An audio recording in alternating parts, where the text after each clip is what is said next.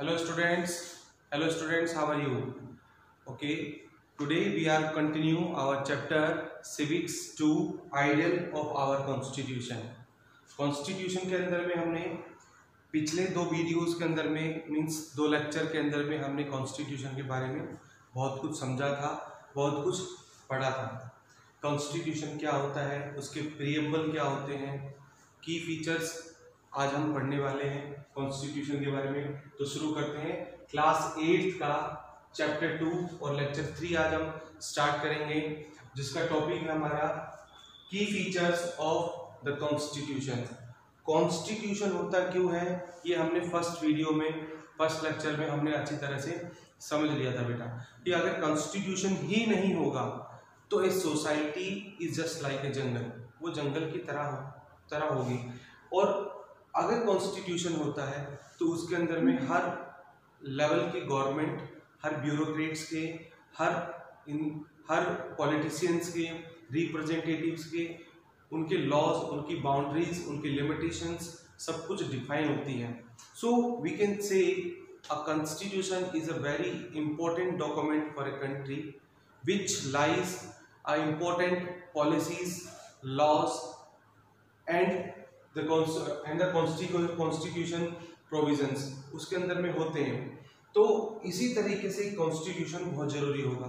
अगर सोचो अगर कॉन्स्टिट्यूशन ही ना हो तो क्या होगा, तो होगा ये कि जो हमारे इलेक्टेड रिप्रेजेंटेटिव्स हैं, ब्यूरोक्रेट्स मीन्स होते हैं बेटा, मीन्स नौकरशाही। जब भी अगर आपके पास में ब्यूरोक्रेट्स जैसा शब्द आए, ब्यूरोक्रेट का मतलब होता है नौकरशाही, नौकरशाही का मतलब होता है ऐसे लोग जो गवर्नमेंट डिपार्टमेंट में as a clerical, as a commissioner, means एक पीएन से लेकर के एक कमिश्नर तक, मतलब मीन्स जो गवर्नमेंट डिपार्टमेंट के जो लोग होते हैं उन्हें ब्यूरोक्रेट्स बोलते हैं। जैसे आपके आईएएस, आईपीएस, ठीक, कमिश्नर, डीजी, डायरेक्टर जनरल, ये सारे के सारे जितने भी गवर्नमेंट डिपार्टमेंट के एम्प्लॉयज होते हैं वो ब्यूरोक्रेट्स होते हैं। तो अगर कॉन्स्टिट्यूशन ही नहीं होगा तो बेटा हमारे जो इलेक्टेड रिप्रेजेंटेटिव्स होते हैं वो हमारे ब्यूरोक्रेट्स और अदर पीपल्स, ठीक है, वो अपनी पावर्स का गलत इस्तेमाल करेंगे, ठीक है। तो इसलिए हमें कॉन्स्टिट्यूशन की जरूरत होती है। So constitution is very important for a country, ठीक है। और हर कॉन्स्टिट्यूशन के, every constitution has some features, उसके कुछ फीचर्स होते हैं जैसे हमारे हैं। चलिए आज हम बात करते हैं अपने इंडियन कॉन्स्टिट्यूशन के फीचर्स के बारे में कि हमारे इंडियन कॉन्स्टिट्यूशन की फीचर्स क्या क्या है, उसके अच्छाइयाँ क्या क्या है, वो किस तरह का कॉन्स्टिट्यूशन है। फर्स्ट ऑफ ऑल बेटा हमारा जो कॉन्स्टिट्यूशन है, भारत का जो कॉन्स्टिट्यूशन है वो है फेडरलिज्म। फेडरलिज्म होता क्या है, फेडरलिज्म को अगर हम हिंदी में बोले तो हिंदी का मतलब होता है संघात्मक सरकार। फेडरलिज्म कॉन्स्टिट्यूशन, फेडरलिज्म का मतलब होता है जब एक देश के अंदर में जो गवर्नमेंट है उसके 2 और मोर देन 2 लेवल्स हों, उसे हम फेडरलिज्म बोलते हैं। जैसे कि हमारे पास में केंद्र सरकार और राज्य सरकार, जैसे बिहार सरकार, हरियाणा सरकार, पंजाब सरकार, अरुणाचल प्रदेश सरकार, राजस्थान सरकार, ये अलग अलग 28 स्टेट्स हैं हमारे पास में एंड 9 यूनियन टेरिटरीज हैं। तो उन सभी के पास में अपनी अपनी कुछ गवर्नमेंट है, उनके पास में अपनी अपनी शक्तियां हैं और वो सारी की सारी शक्तियां मिलती हैं उनको सेंट्रल पावर से। जैसे कि मीन्स ये हमारा बेटा सेंट्रल गवर्नमेंट है। इस सेंट्रल गवर्नमेंट को अलग अलग शक्तियां मिलेंगी, बिहार गवर्नमेंट, हरियाणा सरकार, राजस्थान सरकार, UP government, Assam government, Madhya Pradesh government, ऐसे करके बेटे 28 स्टेट है और 9 यूनियन टेरिटरीज है, यूटीज हैं, ठीक है। इन यूटीज को पावर मिलती है सेंट्रल से। कहां से मिलती है? सेंट्रल पावर से मिलती है, सेंट्रल गवर्नमेंट से ताकत मिलती है। यानी इन सभी स्टेट को जो पावर्स मिली है, शक्तियां काम करने के अधिकार मिले हैं, वो सेंट्रल गवर्नमेंट से मिले हुए हैं। तो सेंट्रल गवर्नमेंट हमारी फर्स्ट एंड प्राइम गवर्नमेंट हो गई और ये हमारी दूसरी गवर्नमेंट हो गई। मींस एक ही देश है, देश ही हमारा एक ही है, भारत सरकार, ये देश हमारा एक ही है। बट लेकिन होता क्या है इसके अंदर में, होता जो हमें जितने भी स्टेट्स हैं इनको पावर मिलती है सेंट्रल गवर्नमेंट से, और सेंट्रल गवर्नमेंट से अलग अलग बढ़ जाती है, तो इसे बोलते हैं हम फेडरल गवर्नमेंट। इसे हम क्या बोलते हैं, फेडरल फॉर्म ऑफ गवर्नमेंट बोलते हैं। अब होता क्या है बेटा इसके अंदर में, फेडरल फॉर्म ऑफ गवर्नमेंट हो गया। और जब भी बेटा अगर आपको ये तब भी याद ना आए तो समझ लें जैसे फेडरल, फेडरल का मतलब तो किसी चीज को, सपोज अगर मैं आपको एक फनी सी ट्रिक बताऊं याद करने की, sir federal form of government क्या होता है, फेडरल मतलब फाड़ना, फाड़ करके क्या होता है, कोई चीज के दो टुकड़े हो जाते हैं ना, तो इसी मतलब होता है बेटा। ये एक मैं याद करने के लिए, एक आइडेंटिटी के लिए आपको बता रहा हूँ। फेडरल मतलब फाड़ देना, मतलब कि टुकड़े कर देना। तो जिस गवर्नमेंट के more than two levels of government हो उसे हम फेडरल गवर्नमेंट बोलते हैं। जैसे हमारे देश में होती है, भारत सरकार में होती है कि एक सेंट्रल गवर्नमेंट और एक state government, union government, state government. Union government बोल दीजिए या आप सेंट्रल गवर्नमेंट बोल दीजिए, बात एक ही है, ठीक है। जो यूनियन गवर्नमेंट है वो सभी स्टेट्स को डायरेक्शंस देती है कि हमें क्या करना है क्या नहीं करना, ना कि जबकि ऐसा नहीं होता कि स्टेट गवर्नमेंट यूनियन गवर्नमेंट को डायरेक्शन देंगे, ऐसा नहीं होता। यूनियन गवर्नमेंट स्टेट गवर्नमेंट्स को डायरेक्शंस देती है कि आपको कैसे करने, फिर वो स्टेट गवर्नमेंट अपने डिस्ट्रिक्ट गवर्नमेंट्स को डायरेक्शन देती है। जैसे सेंट्रल गवर्नमेंट ने हरियाणा सरकार को कुछ सुझाव दिए, कुछ लॉज बनाने के आदेश दिए, उनको वो लॉ कानून बने और वो कानून इम्प्लीमेंट हुए, स्टेट गवर्नमेंट ने डिस्ट्रिक्ट गवर्नमेंट को इम्प्लीमेंट करवा दिए। जैसे स्टेट गवर्नमेंट जैसे हरियाणा सरकार ने गुड़गावा, फरीदाबाद, पटौदी, नारनौल, महेंद्रगढ़, ठीक है, इनके अंदर में रोहतक, हिसार, सिरसा, भिवानी, इनके अंदर में डिस्ट्रिक्ट्स के अंदर में अपने वो रूल फॉलो करवा दिए। मींस पहले पावर ऊपर से आई, फिर एक स्टेट में गई, फिर उस स्टेट से वो डिस्ट्रिक्ट में चली गई, तो इसे बोलते हैं हम federal form of government. I hope बेटा ये आपको अच्छी तरह समझ में आ गया होगा कि गवर्नमेंट टू और more than two levels of government is called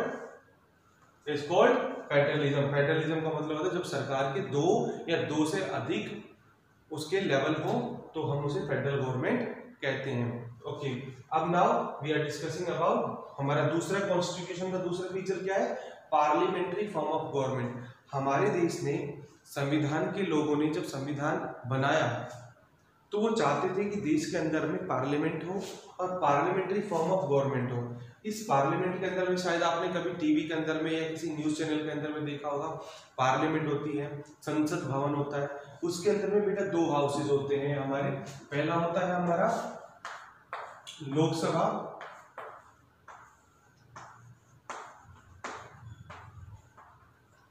और दूसरा होता है हमारा राज्यसभा।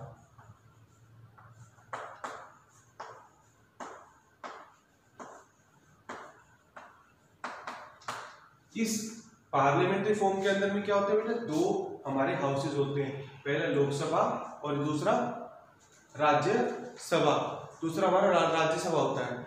इन दोनों सदन के अंदर में बेटा होता क्या है, इन दोनों सदन के अंदर में ये पार्लियामेंट्री फॉर्म होती है। इसमें एक दोनों के अंदर में बेटा याद रखना, एक होता है लेफ्ट और एक होता है राइट में बेटा वो लोग बैठते हैं जो देश के अंदर में रूल कर रहे हैं, शासन चला रहे हैं, और लेफ्ट में वो लोग बैठते हैं जो उनका जवाब देते हैं या फिर जो रूलिंग पार्टी में जो देश को रूल नहीं कर रहे, यानी वो लेफ्ट में बैठते हैं, ठीक है।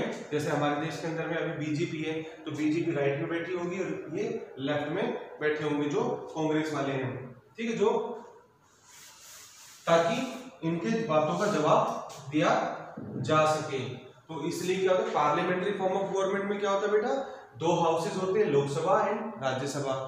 इन दोनों के अंदर में, लोकसभा के अंदर में कितने मेंबर्स होते हैं, 552 ये मेंबर्स होते हैं, और इसके अंदर में होते हैं 252 मेंबर्स राज्यसभा के अंदर में होते हैं, ठीक है। इसके बेटा दो सदन होते हैं राज्य पार्लियामेंट में, पार्लियामेंट्री फॉर्म ऑफ गवर्नमेंट में। इसमें लोकसभा के अंदर में बेटा क्या होंगे, मैक्सिमम ध्यान देना, लोकसभा के अंदर में जो मैक्सिमम मेंबर्स होंगे वो कितने होंगे, 552 होंगे, जिसके अंदर में से 2 मेंबर्स को इस लोकसभा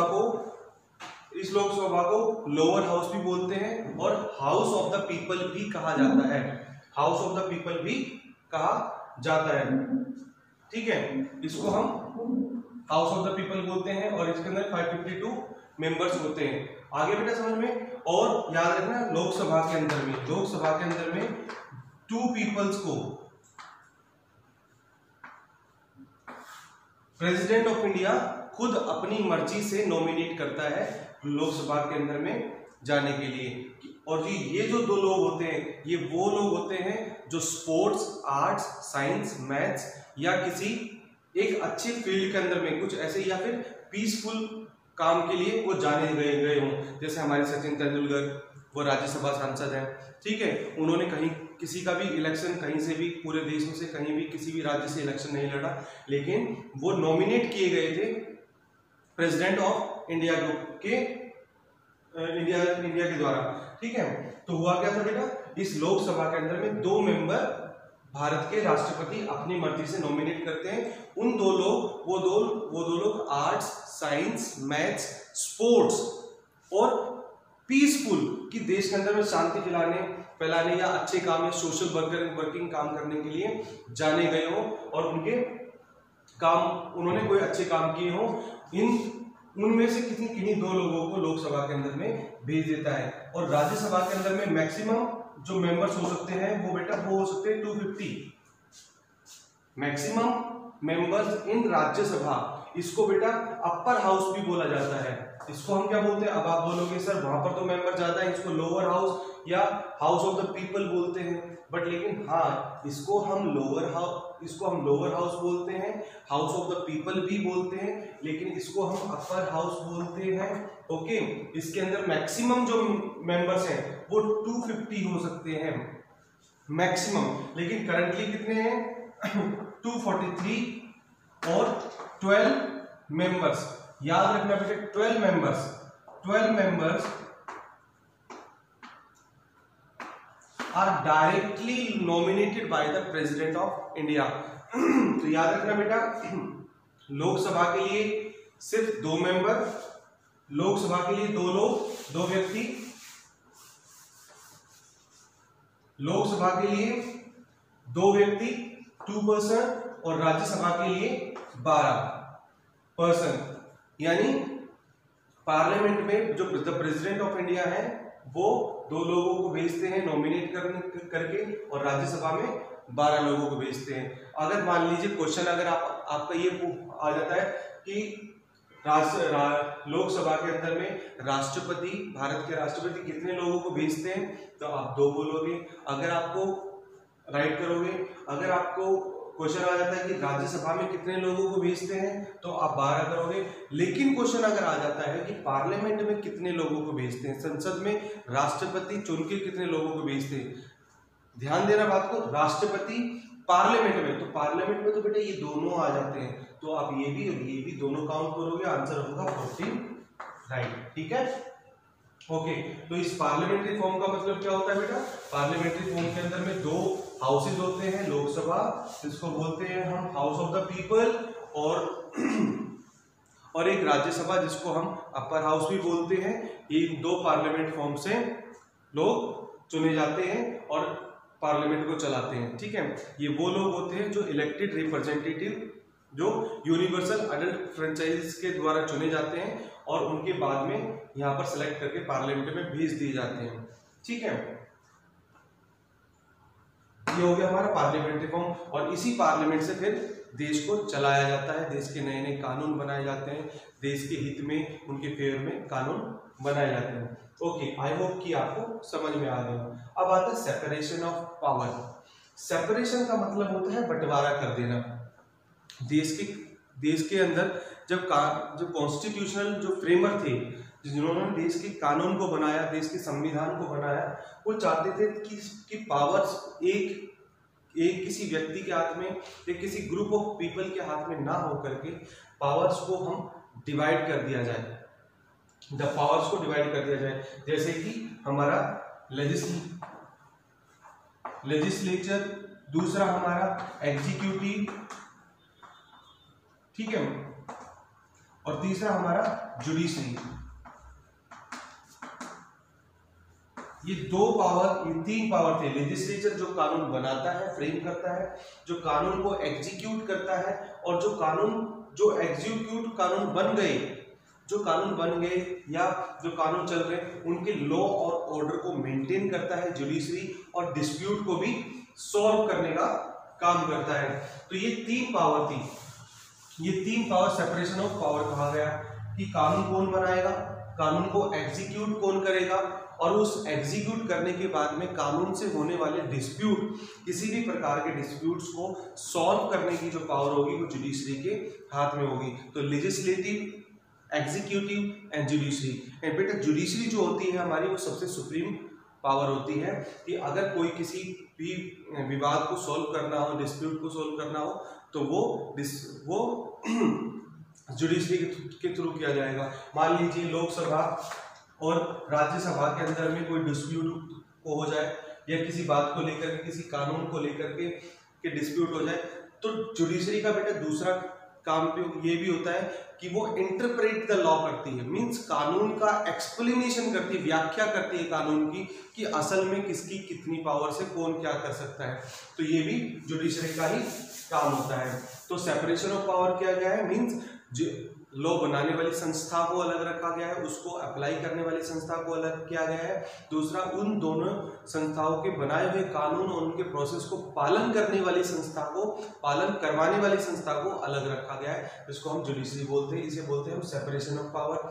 मीन्स आप समझ गए होंगे लेजिस्लेचर कि जब सेपरेशन ऑफ पावर की बात हो तो इसका मतलब है कि यहाँ पर लेजिस्लेचर, एग्जीक्यूटिव एंड जुडिशरी की बात हो रही है। फिर आता है सेक्युलरिज्म, जो हमारा बहुत ही जाना माना शब्द है, हम सुनते रहते हैं दिन में, टीचरों के थ्रू, अखबार में, न्यूज में, ठीक है। सेक्युलरिज्म का मतलब होता है किसी भी पर्टिकुलर रिलीजन को स्पेशलिटी नहीं देना या कोई फेवर ना करना। तो secularism means all religions are equal before the law, कि सारे के सारे रिलीजन इक्वल है कानून के समक्ष, कि कानून के सामने सारे के सारे क्या है, रिलीजन समान है। कि जो भारत है एक इंडिपेंडेंस कंट्री है, उसके लिए हिंदू भी समान है, मुस्लिम भी समान है, सिख भी समान है, क्रिश्चियनिटी भी समान है, यहूदी, जैवियस, all peoples, all Christian, all religions are equal before the law of India. तो दैट इज कॉल्ड सेक्युलरिज्म। अब बेटा ये तो हमने कुछ मेन पॉइंट कर लिए थे जो हमारी बुक में है, लेकिन हम थोड़ा सा अगर बुक से बियॉन्ड जाए तो हमारा कॉन्स्टिट्यूशन वर्ल्ड का longest constitution of the world है। भारत का संविधान दुनिया का सबसे लॉन्गेस्ट कॉन्स्टिट्यूशन है। भारत का कॉन्स्टिट्यूशन ना तो रिजिड है ना फ्लेक्सिबल है। अब ये बोलेंगे कि आप कि बेटा रिजिड और फ्लेक्सिबल मीन्स कि ना तो भारत की कॉन्स्टिट्यूशन को अपने मन मर्जी से इसको बदला जा सकता है, और ऐसा भी नहीं है कि इसको जब जरूरत हो इसको बदला ही ना जा सके। तो हमारा कॉन्स्टिट्यूशन एक बहुत अच्छा, it is neither flexible and not rigid, कि जरूरत पड़ने पर, बहुत ज़्यादा ज़रूरत पड़ने पर हम इसको चेंज भी कर सकते हैं, लेकिन एक सामान्य, एक जर्नल टाइम में कोई भी नेता या कोई भी कैबिनेट मिनिस्टर, कितना भी बड़ा मिनिस्टर हो, प्रधानमंत्री ही क्यों ना हो, काउंसिल ऑफ किसी भी काउंसिल का, स्टेट का हेड हो, वो उसको अपनी मर्जी के बगैर उस कानून को चेंज नहीं कर सकता, अपनी मर्जी के अनुसार उसको चेंज नहीं कर सकता। तो हमारी कॉन्स्टिट्यूशन की ये सबसे अच्छी खासियत है कि इसको बदलना बहुत मुश्किल है, और अगर बदलना भी है, कोई अमेंडमेंट भी करना है, तो उसके बहुत बड़े प्रोविजंस हैं, इसको आसानी से बदला नहीं जा सकता। ये मीन्स कहने का मतलब ये है कि कोई भी नेता अपनी हिसाब से, जैसे कि आप नेक्स्ट उसमें पढ़ेंगे क्लासेस के अंदर में एक चैप्टर है why what is democracy and Y democracy के अंदर में, उसके अंदर में होता क्या है कि पाकिस्तान जो मुल्क है उसमें जनरल परवेज मुशर्रफ है, वो जब अपनी पावर से हटने लगे, उन्होंने क्या किया, एक रेफरेंडम किया, और वो रेफरेंडम क्या था, उन्होंने बस हाँ या ना में चुनाव करवा लिए कि क्या मैं प्रधानमंत्री बनाना चाहते हो। लोगों ने कह दिया हाँ हाँ हाँ, और वो सब लोग झूठे थे, उन्होंने कहा हाँ। फिर उन्होंने अपनी मर्जी से कह दिया कि भाई लोगों ने कह रहे हैं कि मैं प्रधानमंत्री वापस बन जाता हूँ, मैं देश का राष्ट्रपति, मैं देश का हेड ऑफ द नेशन बन जाता हूँ। पाकिस्तान में क्या, उन्होंने हेड ऑफ द नेशन बन गए, ठीक है। और इस तरह से नहीं हो सकता, अपनी मर्जी के बगैर नहीं कर सकते। हमें हर एवरी 5 ईयर्स इलेक्शन हेल्ड करने पड़ेंगे, इलेक्शन होंगे और उस इलेक्शन के थ्रू ही ये कोई भी कानून प्रक्रिया जारी होगी। तो मीन्स हम इस तरह से कोई अपने नेता या कोई और बड़ा नेता, कैबिनेट मिनिस्टर या किसी भी तरह का स्टेट लेवल का हो चाहे सेंट्रल लेवल का हो, अपनी मर्जी से कानून को नहीं बदल सकता। ये हमारे कॉन्स्टिट्यूशन की खासियत है, जिसको बोलते हैं कि Indian constitution is neither flexible और नॉट रिजिड। ठीक है, आई होप कि बेटा ये कॉन्स्टिट्यूशन के की फीचर्स आपको अच्छी तरह समझ में आ गए होंगे। Thank you so much for watching me and God bless you. You can take also a screenshot of it. Thank you.